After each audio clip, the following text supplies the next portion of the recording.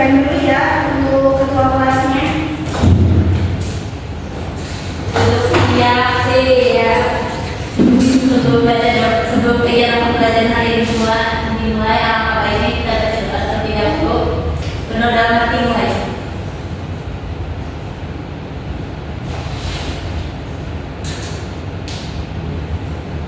Berdoa selesai. Oke. Tadi kan saya sudah perkenalan ya di awal. Sekarang bagian ya kalian yang perkenalan. Hari ini saya akan mengabsen kehadiran kalian ya. Bagi Apriani, hadir. Faisal Bella, hadir. Ina Apriana, hadir. Anissa, hadir. Aura Safa, hadir. Rizky Almara, hadir. Aulia Said, hadir. Hadir semua ya? Iya. Nah, hari ini kita akan membahas tentang reproduksi pada tumbuhan. Ada yang tahu nggak sih kenapa tumbuhan itu melakukan reproduksi? Untuk mempertahankan keberlangsungan hidupnya, Kak. Ya betul, untuk mempertahankan keberlangsungan hidupnya. Nah, reproduksi juga itu merupakan faktor mendasar yang akan dialami oleh seluruh makhluk hidup, terutama tumbuhan. Lalu bagaimana sih cara tumbuhan itu melakukan reproduksi? Ada yang tahu? Tumbuhan bereproduksi secara seksual dan aseksual. Ya, betul. Tumbuhan bereproduksi secara generatif atau seksual dengan pembuahan dan secara vegetatif atau aseksual tidak melalui pembuahan. Yang pertama kita akan membahas tentang reproduksi generatif. Reproduksi secara generatif itu terjadinya pembentukan tumbuhan baru yang terjadi karena penyerbukan. Nah, di penyerbukan itu akan menghasilkan biji. Bijinya akan menghasilkan tumbuhan baru. Ada yang tahu nggak sih alat reproduksi apa yang membantu pada tumbuhan?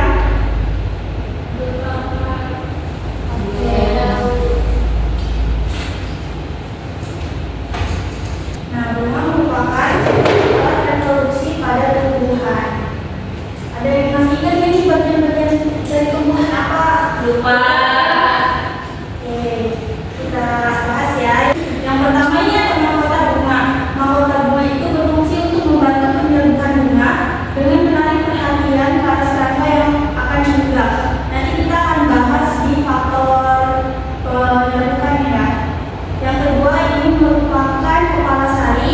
Itu tempat bentuknya serbuk sari. Yang ketiga ini ada benang sari alat rambut jantan. Yang keempat ada kepala putih. Kepala putih itu organ produksi betina. Lalu yang kelima ada tangkai putih untuk menyangga kepala putih agar berada pada posisinya.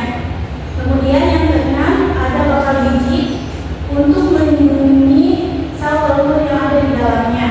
Yang ketujuh ada tangkai bunga itu sebagai penyokong bunga agar tetap pada tempatnya. Yang kedelapan itu ada dasar bunga. Dasar bunga itu tempat melekatnya mahkota dan komponen-komponen lainnya. Selanjutnya ada kelopak bunga yang berfungsi untuk melindungi mahkota dan pengunjung.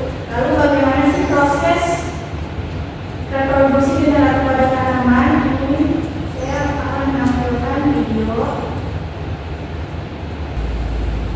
Kalau disimak ya, ini merupakan proses Selanjutnya adalah proses perkembangan tumbuhan secara genetik dari tahap ke tahap.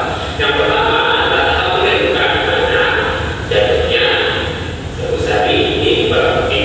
Yang kedua kemudian dari proses tumbuhan itu berbentuknya sel telur dengan sel pabrik dan tahapnya itu serbuk sari. Kemudian setelah terjadi proses pembuahan maka isi dan buah akan berkembang. Setelah berkembang isi akan tumbuh menjadi cabang. Lalu cabang tersebut tumbuh menjadi tumbuhan muda dan tumbuhan muda tadi akan tumbuh menjadi tumbuhan dewasa. Itulah proses perkembangan tumbuhan secara generatif dari tahap ke tahap.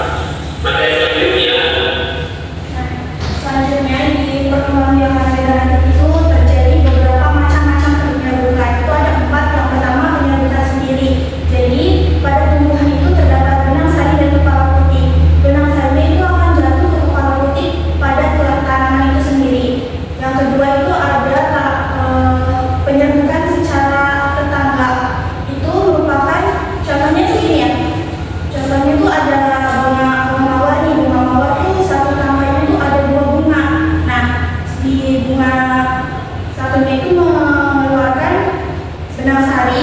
kemudian bunga yang satunya itu akan benang satunya itu akan menempel pada bunga yang satunya. Lalu ada penyembuhan silang, itu juga merupakan penyembuhan dari satu jenis tetapi beda pohon. Nah, selanjutnya ada penyembuhan basar, itu terdiri dari tanaman yang berbeda tapi jenisnya itu sama. Contohnya itu bunga mawar merah dan bunga mawar putih, itu akan terjadinya penyembuhan. Nah, selain itu ada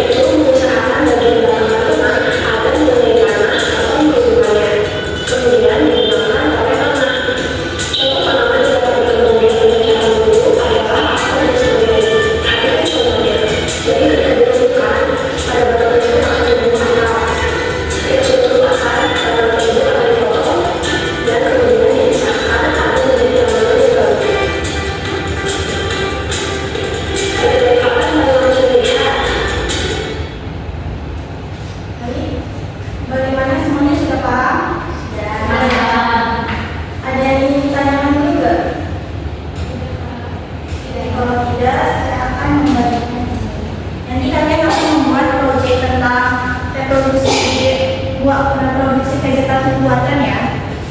Sebelumnya bagi kelompok dulu ya, ini kan ada 7 orang yang kita bagi menjadi 2 kelompok, ada yang 4 dan ada yang 3. Ini mau saya yang bagi atau kalian sendiri? Sendiri. Oke, silakan dibentuk dulu kelompoknya.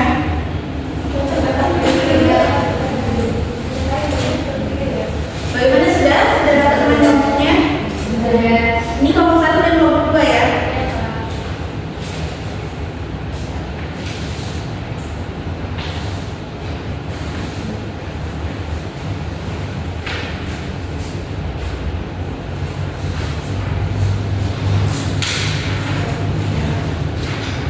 Nah, di sini sudah di LKPD-nya sudah ada tujuannya, alat bahannya, alat kerjanya, serta format laporannya. Nah, di sini kita akan membuat proyek tentang mencaplok pohon mangga. Itu nanti kalian pengumpulannya itu berupa video dan laporan ya. Ini kan sudah ada formatnya, nanti tinggal ikutin saja. Nah, untuk waktu pengumpulannya itu sekitar 2 bulanan. Nanti kalian setiap hari harus mengecek tumbuhan itu, bagaimana prosesnya, kalian foto gitu ya, nanti.